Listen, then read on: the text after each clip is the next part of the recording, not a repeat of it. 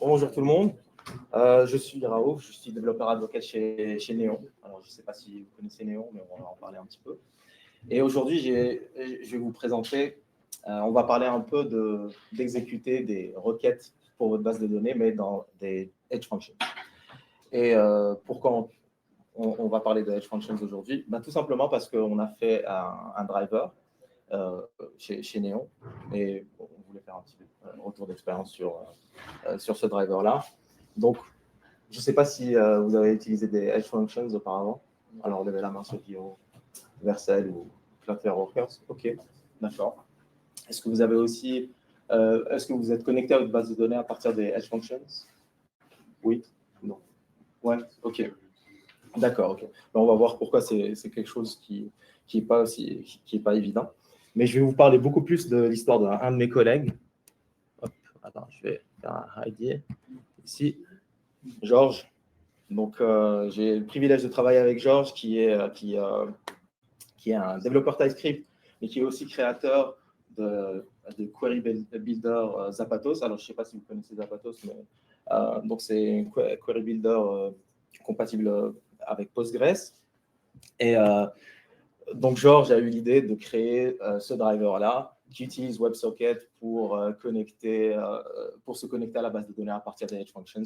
On va parler un peu de ça, on va parler un peu des protocoles WebSocket, HTTP, on va parler un peu de Neon et des serverless de manière générale. Il y a aussi ce graphe-là qui me hante depuis quelques jours. Et ça, c'est les différentes expériences qu'on a fait pour calculer la latence par rapport à nos drivers. Et en fait, c'est cette double courbe-là qui me fait perdre la tête depuis quelques jours. Ah, oui, je peux. OK. Bon, d'accord. Bon. On va parler de ça un peu plus tard. Donc, on va couvrir quelles sont les Edge Functions, pourquoi on a fait le driver. On va parler de... Pardon, hop. Ça part un peu trop vite maintenant.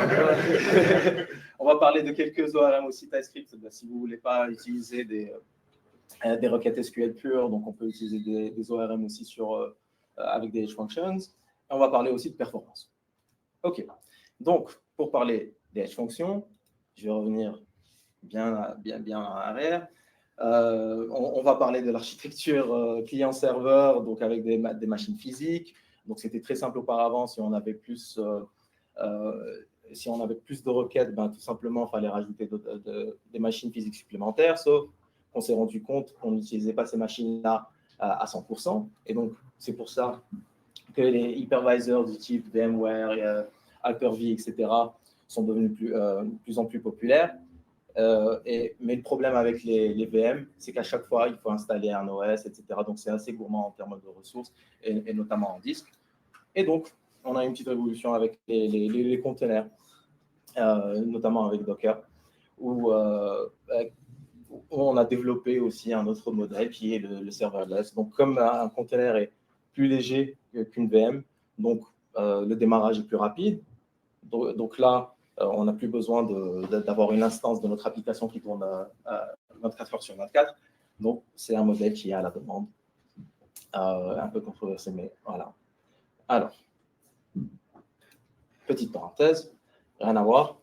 Mais si on veut que notre application devienne globale, on peut utiliser aussi ce qu'on appelle un CDN, donc Content Delivery Network.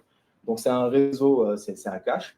Donc, si on est installé en Europe et qu'on a des clients, qu'on a des utilisateurs aux États-Unis, en Australie, etc., donc on peut avoir des images, des vidéos dans ce réseau de cache pour avoir une expérience utilisateur qui est meilleure, pour réduire les latences de téléchargement et pas forcément aller vers le serveur pour télécharger ces fichiers. Alors, ces réseaux de CDN donc, sont plus répandus, ils sont techniquement plus proches de l'utilisateur final, et donc on a des compagnies comme Cloudflare, qui ont imaginé les workers, qui se sont dit, et si on exécutait du JavaScript à partir de ces CDN-là, ça fait sens. C'est des fonctions lightweight qui sont plus proches de notre client final, et donc ça peut réduire la latence. OK, c'est comme ça que les Edge Functions sont nés. Donc, contrairement aux nodes le Runtime Edge utilise le moteur V8, donc qu'on trouve dans les navigateurs. Et je vais vous montrer directement, j'ai un exemple que je vais vous montrer d'Edge Function. Alors ça, c'est un exemple de code donc de serverless function. Là, j'utilise Next.js. Donc, je suppose que beaucoup sont familiers avec ce code.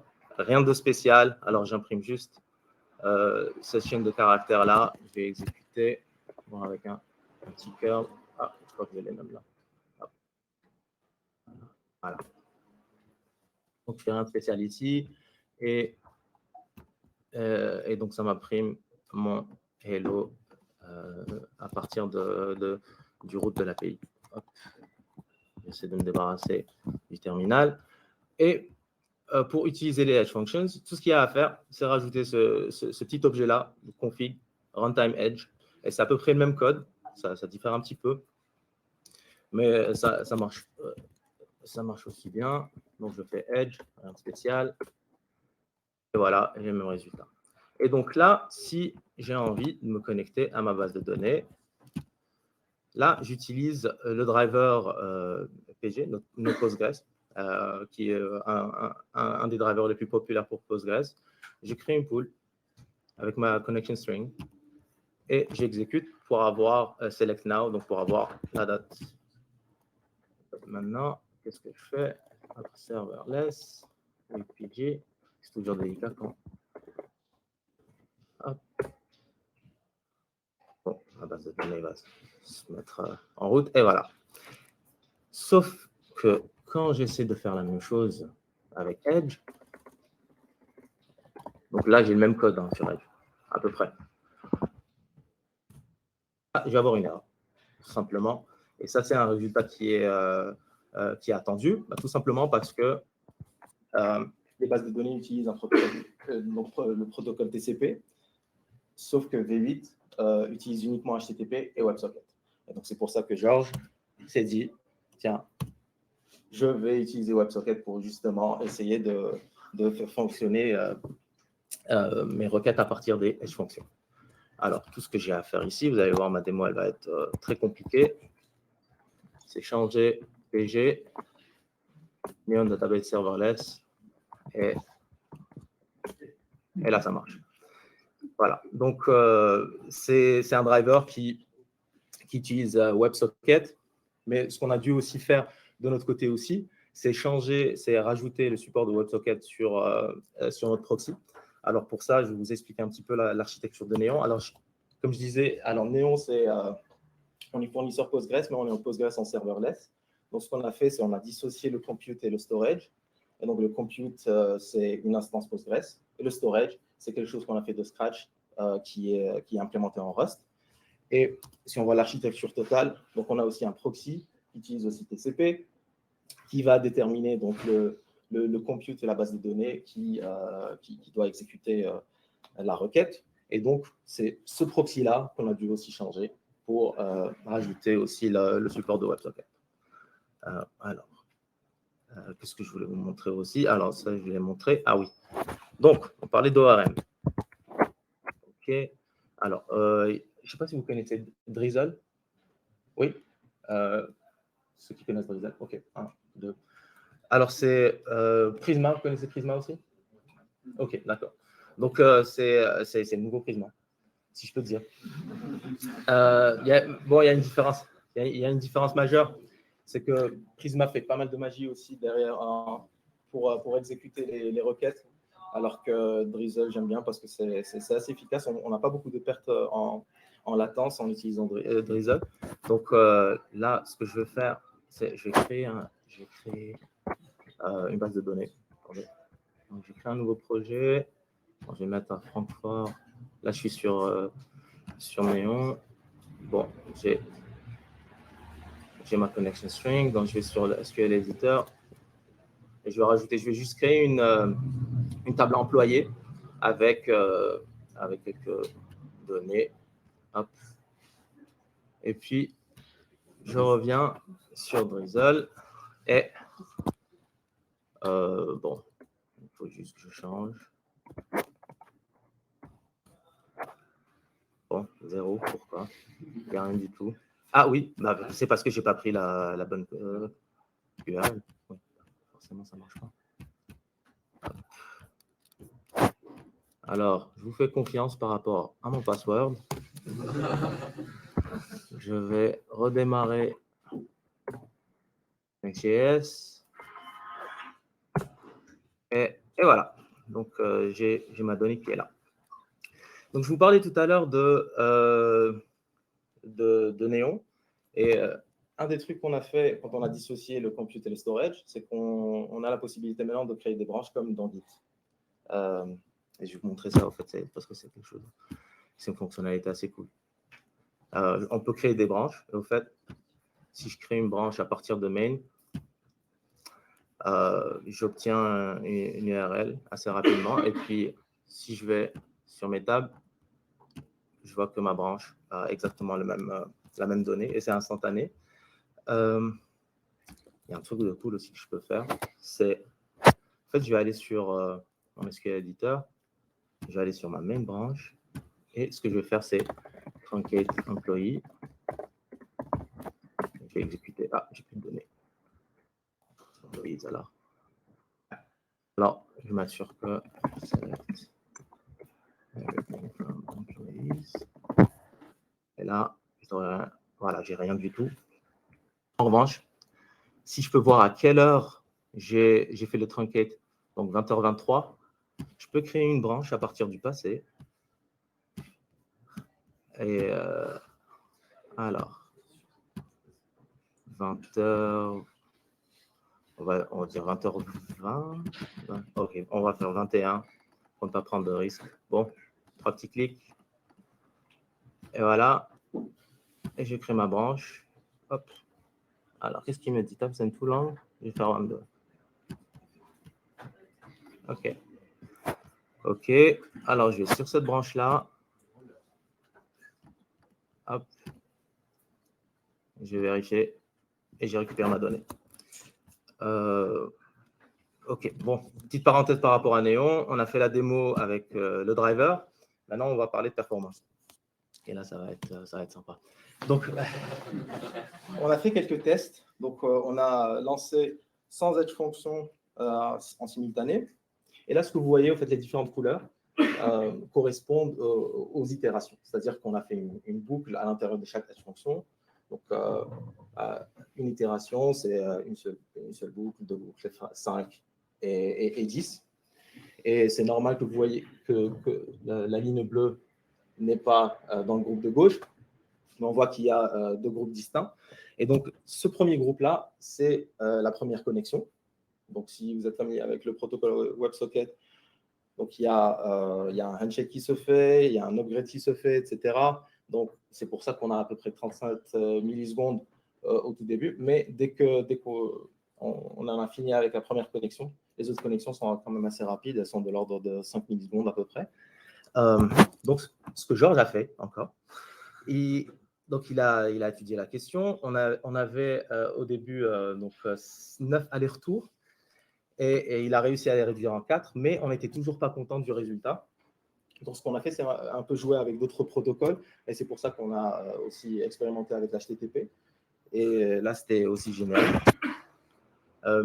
Alors, donc le code, je ne vais pas l'exécuter, mais je vous montre à peu près. Donc, le code est un peu différent. On n'utilise plus pool et client comme sur PG. On utilise donc un objet Néon pour utiliser le protocole HTTP. Et on est en train de travailler avec Drizzle aussi pour intégrer l'HTTP directement dans leur ORM. Et ça devrait se faire, je pense, dans le mois de juillet. Alors, les tests du driver HTTP sur serverless, ils sont stables, ils sont tranquilles. Ils durent à peu près 24 millisecondes chacune. En revanche, sur Edge, on a ce double pic. Donc, on voit bien que la bimodalité, en fait, c'est partout, pas que sur le bleu, sauf que sur les autres lignes, les chiffres sont un peu dilués parce qu'il y a beaucoup plus d'itérations. Mais on voit bien que sur la première connexion, il y a quelque chose qui se passe. En réalité, ce qu'on a compris, c'est que les edge functions préfèrent le protocole HTTP déjà, et qu'il y a une espèce de caching qui se fait même quand une fonction est exécutée une seule fois. Donc, il y a une préférence par rapport au WebSocket. En gros, notre hypothèse, c'est si on a deux process, par exemple, on a deux requêtes, process 1 et process 2. Si la connexion du process 1 n'est pas dans le cache, ben, il va y avoir une préférence pour le process 2. Et donc, elle va être exécutée en premier. Et donc c'est pour ça qu'il y a cette séparation de 5 millisecondes à peu près entre cette première connexion et les autres. Voilà. Quoi d'autre? Donc, on est en train de travailler du côté proxy pour ajouter le cache. Donc, du caching au niveau proxy. Et le premier résultat font qu'on est à peu près 7 millisecondes. Donc, il va y avoir une amélioration. Donc, on n'en a pas fini avec cette histoire. Mais normalement, vers juillet, on devrait lancer ce driver avec des latences d'à peu près moins de 10 millisecondes. Voilà, donc c'est tout pour moi. Pour récapituler, les edge functions, c'est bien. C'est rapide, mais ça a des limites. Vous pouvez voir aussi, il y a des limites en termes de mémoire et tout, parce qu'on ne peut pas tout exécuter dessus. Deuxième point, si vous avez des requêtes, vous pouvez utiliser des edge functions ou des lambdas. Sauf que pour les requêtes assez longues, mieux vaut utiliser les serverless et les lambda que les edge. Et puis, si vous avez des feedbacks par rapport à nos drivers, vous êtes les bienvenus, on attend que ça. Et en dernier, il y a aussi des query builders. Là, j'ai montré Drizzle. Il y a aussi un query builder qui s'appelle Kiseli, qui fonctionne très bien aussi avec Edge. Prisma pas encore. Voilà. Merci beaucoup.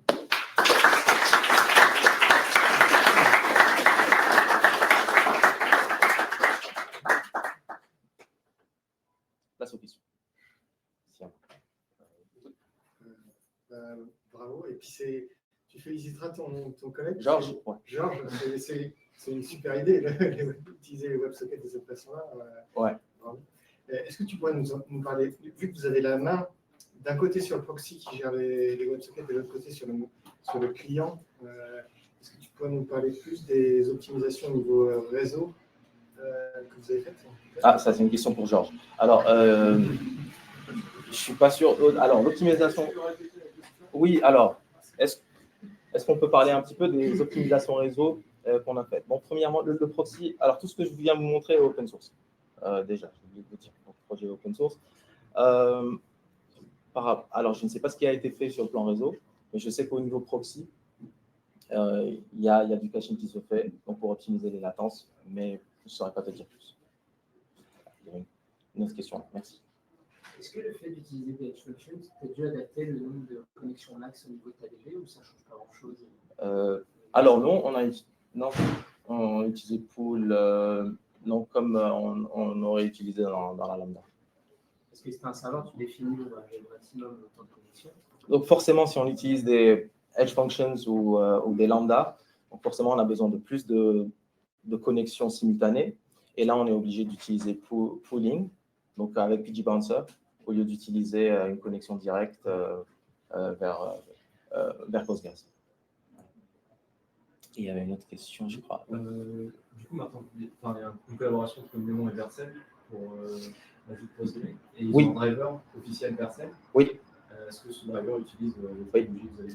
Alors, la question est, oui, effectivement, on a un partenariat avec Vercel et Vercel ont sorti Vercel Postgres. Ils n'ont pas caché que c'était nous derrière. Et ils ont sorti un driver aussi qui est celui-là. C'est bon. Une question? Merci beaucoup. Merci.